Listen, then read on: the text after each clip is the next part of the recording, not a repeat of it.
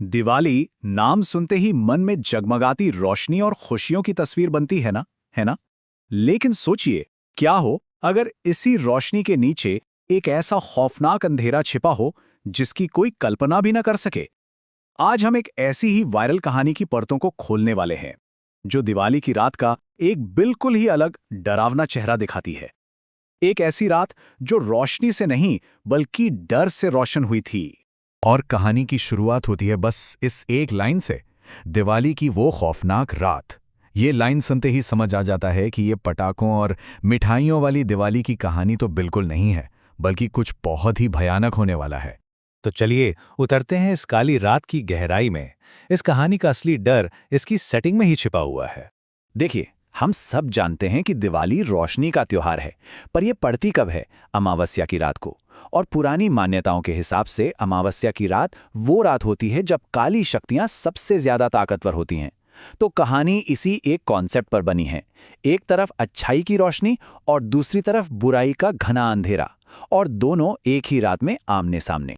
इस पूरी खौफनाक कहानी के सेंटर में हैं दो दोस्त। एक है 19 साल का सुमित, जिसे बिल्कुल अंदाजा नहीं है कि आगे क्या खतरा उसका इंतजार कर रहा है, और दूसरा है उसका दोस्त विजय, जो अनजाने में ही इस कहानी का पहला शिकार बनने वाला है। दोनों बस दिवाली की रात की रौनक देखने के लिए सड़कों पर घूम रहे थे। और यहीं से वो खौफनाक जाल बिछना शुरू होता है। अचानक विजय की नज़र एक सुनसान से घर पर पड़ती है, जहां लाल साड़ी में एक बहुत ही खूबसूरत लड़की दिया जला रही है। उसकी मुस्कान इतनी प्यारी थी और उसका अंदर आने का इशारा। विजय उसकी तरफ खिंचा चला गया और सुमित बेचारा दोस्ती के नाते उसके पीछे पीछे चला गया। तो अब ये दोनों दोस्त उस घर में कदम रखते हैं। घर बाहर से जितना सुंदर लग रहा था ना, अंदर से तो और भी ज्यादा सजा हुआ था।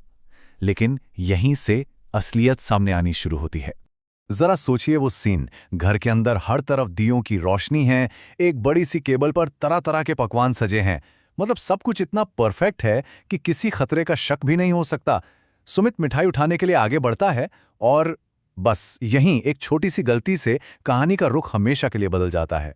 हुआ ये कि सुमित के हाथ से एक लड्डू फिसलकर नीचे गिर गया, और जैसे ही वो उसे उठाने के लिए टेबल के नीचे झुका, उसे कुछ ऐसा दिखा जो वहां बिल्कुल नहीं होना चाहिए था।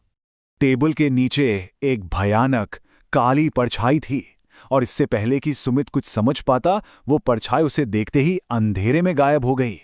ये समझ लीजिए खतरे की पहली घंटी थी, पर उस वक्त सुमित ने इसे शायद नजरअंदाज कर दिया। और इसके बाद जो हुआ वो बहुत तेजी से हुआ। सुमित ने जैसे ही ऊपर देखा, उसने पाया कि विजय को कोई अनदेखी ताकत सीढ़ियों से ऊपर खींच कर ले जा रही है। फिर अचानक पूरे घर में पायल की डरावनी आवाजें गूंजने लगी, छन छन छन। सुमित उस आवाज का पीछा करते हुए ऊपर गया, और जो नजारा उसने देखा उसके रोंगटे खड़े हो गए। पंखे से लटकी हुई विजय की बेजान लाश। अब कहानी अपने सबसे खौफनाक मोड़ पर आ पहुंचती है। विजय की लाश देखकर जब सुमित घबराकर पीछे मुड़ता है, तो उसका सामना उस लड़की से होता है, और असली सच से भी। सामने वही खूबसूरत लड़की खड़ी मुस्कुरा रही थी, लेकिन अब उसकी मुस्कान में मासूमियत नहीं बल्कि एक अजीब सी शैतानियत थी। अचानक घर की सारी लाइट्स बंद हो जाती हैं, और अंधेरे में वो लड़की बदलने लगती है। उसके बाल सफ़ेद और सांपों की तरह लंबे हो जाते हैं, आंखें खून की तरह लाल, और चेहरा इतना खौफनाक कि देखकर किसी की भी रूह कांप जाए।